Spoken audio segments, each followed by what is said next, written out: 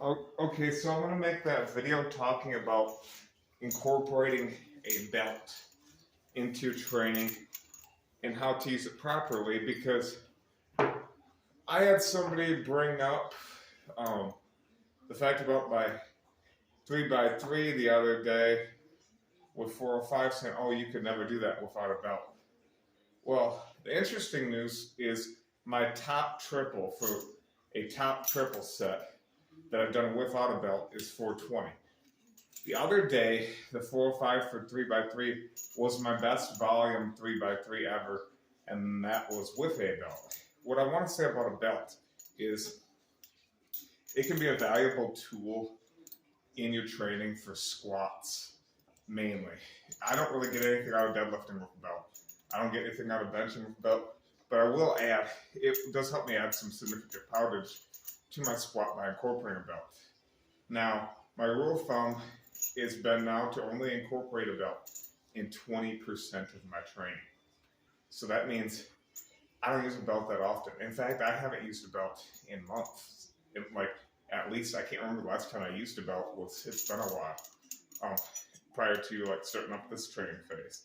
So during this training phase, I'm using the belt at least once a week.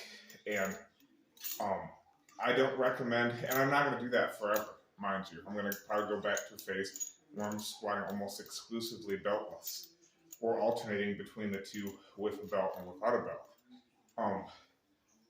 as I did during my Bulgarian phase. And you guys have even seen me squat 435 without a belt before.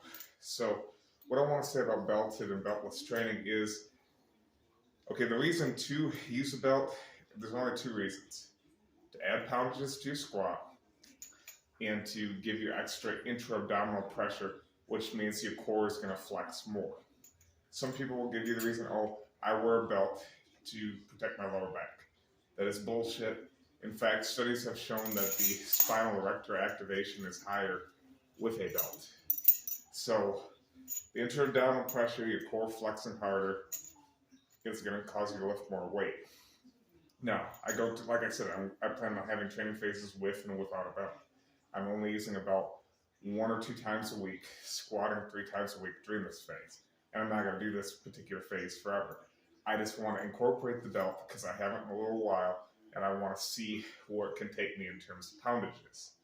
Now, another thing I should say too about wearing a belt is if you wear it for bicep curls and isolation exercises, you're going to make your core weak as hell. And because you don't need extra intra-abdominal bracing to do those movements. So that's a key factor as well. And also, make sure you train your abs. And if you train your abs and have strong abdominals, you're going to get more out of using a belt as opposed to somebody who doesn't train their abdominals very hard. So that's another message that I want to share with you guys too, is I've been training my abdominals 3 to 4 times a week lately, and I want to see where, that in accordance with combining the belt for a little bit during this phase, see where that takes me, because if your abs are stronger with a belt, you'll be stronger in general, because that intra-abdominal pressure from the stronger abdominal muscles is going to help you out quite a bit. So I'm using a belt at least once a week during this particular phase, but that doesn't mean I will all year. So that's just a little message on the belt and how you should approach using one, and what I'm doing currently with a belt. So like I said, don't rely on these things all the time. They can be a very helpful tool when adding poundages to your squat, but do not do bicep curls with one on. Enough said.